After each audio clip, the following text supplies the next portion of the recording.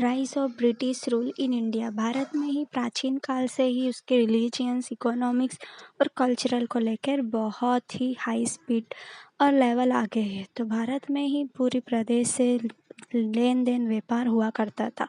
इसमें यूरोप जो है वो मिर्च मसालों के लिए और इंडिगो के लिए वो व्यापार करने भारत आया करते थे सी रूट के जरिए से, जो एक समय में इस्तांबुल, जो तुर्की का एक हेडक्वार्टर बना था, वहीं पर युद्ध होने के कारण जो तुर्की मुसलमान थे 1453 में उनकी जंग में विजेता होने के कारण उन्होंने वहाँ का रास्ता को कब्जा कर लिया और उसे बंद कर दिया। तो सी रूट क्लोज्ड फॉर कंपनी को मसाले को बगैर नहीं चलता था, इसलिए उन्होंने नया रास्ता एडवेंचर सर्च करने की सोची। यहीं से हमारी जियोग्राफिकल हिस्ट्री की शुरुआत होती है।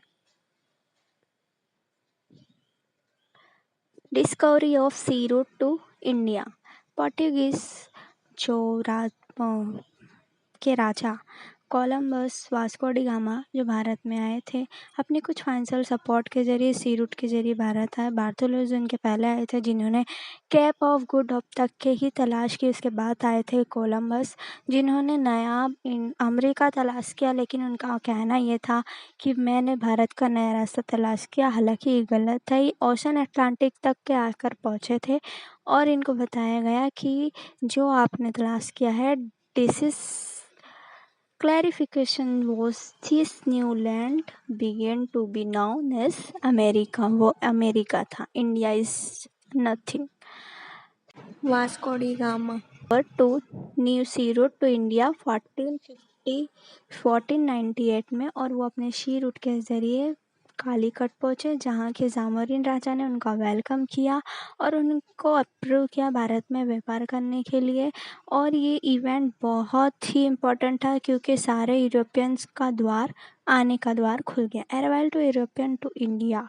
भारत में सबसे पहली प्रजा जो थी वो पोर्टुगीज प्रजा थी जो भारत में आई। उन्होंने 100 साल के अंदर ही दीव, दमन, गोवा, कोचीन और मलक्का जैसे सेंटर पर अपना एस्टेब्लिश कायम कर लिया।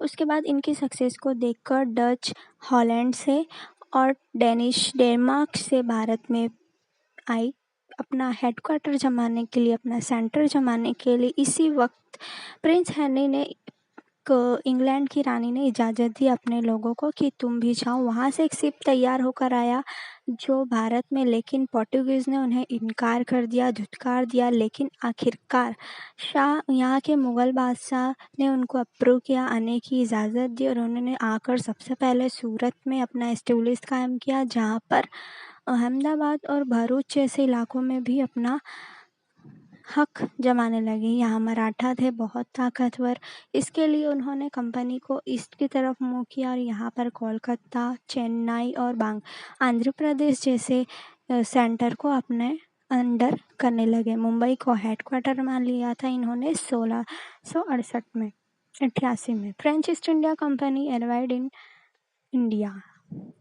फ्रेंच ईस्ट इंडिया कंपनी आई और उन्होंने भी मछलीपट्टनम, माही और आंध्र प्रदेश जैसे इलाकों में अपना सेंटर कायम किया और वहाँ से बहुत सारी चीज़ों को प्राप्त किया। लेकिन यहाँ दो कंपनी जुड़ गई, इंग्लिश और फ्रेंच। दोनों में युद्ध होने के बाद पोर्टुगीज़ के बाद बहुत कम बचे, फ्रेंच के पास भी सेंटर बहुत कम बचे। और यहाँ पर हमारा जो थॉट था डच, इसको हमेशा के लिए इंडिया से गुड बाय करना पड़ा। अब यहाँ से शुरू होती है battle of Plassey. Battle of Plassey है क्या दोस्तों? आज तक हमने बुक में जो भी पढ़ा वो बोरिंग और लॉन्ग था। तो आइए मैं आपको इंस्ट्रक्शन कहानी के साथ बताती हूँ। Bengal of impulsive person. Impulsive person क्या होता है? इम्पल्सिव पर्सन कि ऐसा इंसान जो बिना सोचे समझे कोई भी निर्णय ले ले, उसको बोलते हैं इम्पल्सिव इंसान। तो बंगाल का जो नवाब था सिराजुद्दौला, वो एक इम्पल्सिव पर्सन था। वो क्या करा, हुआ क्या, चलिए मैं आपको बताती हूँ कि अंग्रेज़ों ने फोर्ट किला, उसके आसपास दीवार खड़ी कर दी और नवाब को जब पता चला तो नवाब ने उसको तोड़वा दिया। अब ये मैसेज पहुंचता है रॉबर्ट क्लाइव को। इन्होंने छोटी सी आर्मी तैयार की बंगाल से वार करने के लिए, लेकिन रॉबर्ट क्लाइव जानते थे कि उनके पास आर्मी बहुत है। उन्होंने अपना एक आइडिया लगाया कि हम उन्हीं के इंसान को पकड़कर उनकी जासूसी करवाकर उनको हरा देंगे। तो ये जंग शुरू होती है 23 जून 1757 के प्लासी के मैदान में, इसलिए इसे कहा जाता है बैटल ऑफ प्लासी, जो अंग्रेज और सिराजुद्दौला के दरमियान हुई थी, जिसमें सिराजुद्दौला हार गया और इनके हारने के बाद मीर कास जाफर को नवाब बना दिया गया। अब इसके बाद आता है कि ब्रिटिशर जो है वो शुरू हो जाते हैं आना और बैटल ऑफ बक्सर होती है। मीर जाफ़र को नवाब बनाने के बाद उन्होंने हटाया और मीर कासिम को रखा। मीर कासिम बहुत ही तेज़ अक्लमंद था। उन्होंने फिर से मीर कासिम को हटाकर और मीर जाफ़र को वापस रखा। क्यों? क्योंकि कासिम बहुत ही ताकतवर था। अब मीर कासिम को गुस्सा आया, उन्होंने नवाब के अवध और प्रिंस शाह आलम के साथ एक जंग का ऐलान छेड़ दिया। उस जंग को बोलते हैं बक्सर की युद्ध, जिसमें 22 अक्टूबर 1764 में ये हुई और यहाँ पर अंग्रेज विजेता बने। उनको पास दीवानी सत्ता आ गई।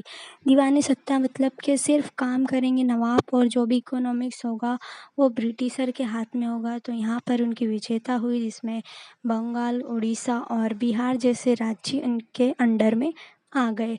ये बात है 1775 की। इनकी दीवानी सत्ता आने के बाद वे ज़्यादातर काम जो है वो नवाब से करवाते थे और जितनी भी वेल्थ होती थी, इकोनॉमिक्स होती थी, वो अपने हाथ रखते थे।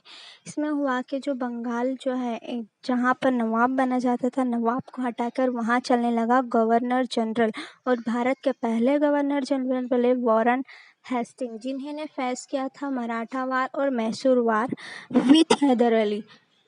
इन्होंने कुछ अच्छे काम भी किए, जैसे मुंबई और थाने के दरमियान नई रेलवे स्टार्ट की और व्यवसाय संचार का माध्यम भी स्टार्ट किया, इंग्लिश एजुकेशन भी स्टार्ट की और बचपन की शादी को रोका। बेवाओं की दूसरी शादी जो होती थी उसको अप्रूव किया कि ये कर सकते हैं। उसके बाद 100 साल के अंदर ही उन्होंने कुछ अच्छे काम किए और कुछ बुरे काम किए जो भारत पर प्रभाव भी पड़ता है, लेकिन फिर भी भारतवासी इससे सेटिस्फाइड थे। उन्होंने बहुत गुस्सा आया। उन्होंने फिर 1857 में एक जंग छेड़ दी जिसका नाम था स्वतंत्र संग्राम, उसमें भी निष्फल हुए। इकोनॉमिक्स को लेकर 100 साल के अंदर ही जहां भारत बंगाल एक ऊंचा प्रदेश था, वही आके आज लोस्ट होते गया, जिसकी वेल्थ इतनी अच्छी थी कि कॉटन, सिल्क, शुगर सारे दुनिया भर में अप्रूव होते थे, पोस्ट होते थे, एक्सपोर्ट होते थे, लेकिन आज वो एकदम लो। किसकी वजह से? सिर्फ ब्रिटिशर। यहाँ पर लोगों को इतना अंडर रखा जाता था, नवाब को सिर्फ कंपनी ये पॉलिसी अपनाई जो सब्सिडियरी सिस्टम था, जिसमें बंगाल को बर्बाद कर दिया। मतलब कि वहाँ के नवाब जो थे उनको सिर्फ काम के लिए रखा और जितना भी इकोनॉमिक्स पैसा वो अपनी कंपनी चाहती थी और टैक्सेस लगाकर यहाँ के मजदूरों और लोगों की हालत ख़राब कर दी। लेकिन हमारे वर्कर से भी बहुत कम काम कराया जाता था। कंपनी वीवर्स को काम करने के लिए बोलते, अगर ये नहीं करते इन्हें पनिश कर देते थे और इनको जो फार्मर्स थे उनको भी बहुत ज़्यादा वेल्थ को लेकर नुकसान हुआ, इनको पुअर बना दिया गया। लेकिन इस पीरियड में भी कुछ इंस्पेक्शन और डेवलपमेंट भी हुए, जैसे कि पहली रेलवे लाइन स्टार्ट हुई मुंबई और थाना, स्ट्रीम सर्विस इंजीनियरिंग और बहुत सारे ऐसे जो सेंटर थे मुंबई जैसे हेडक्वार्टर को बनाया गया, चाइल्ड मैरिज रोकी गई, बेवाओं की दूसरी शादी को एस्टेब्लिश किया गया। जो राजा राम मोहन राय हमारे जो भारतवासी है, इन्होंने ये कानून को पास करवाने में इनकी मदद की। लॉर्ड मैकॉले के जरिए इंग्लिश की शुरुआत की गई भारत में और मुंबई, मद्रास, कोलकाता में न्यू यूनिवर्सिटी की भी स्थापना की गई। कंसोलेशन ये है कि भारत में ब्रिटिश वेल्थ के पीछे आए थे, लेकिन कुछ अच्छे काम किए और कुछ बुरे काम किए।